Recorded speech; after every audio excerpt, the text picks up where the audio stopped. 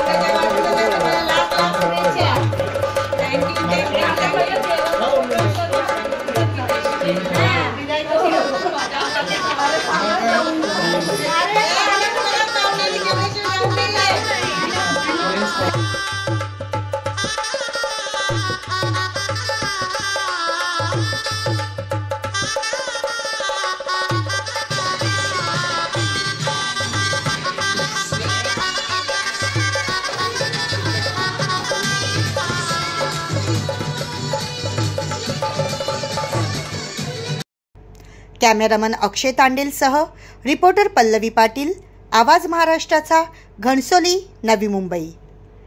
नवी मुंबई, ठाणे आणि रायगड परिसरातील ताज्या घडामोडी, समस्या, विविध क्षेत्राशी संबंधित बातम्या पाहण्यासाठी आवाज महाराष्ट्राच्या या वेब न्यूज चॅनलला सबस्क्राईब करा आणि नोटिफिकेशन मिळवण्यासाठी बेल आयकॉनला प्रेस करा.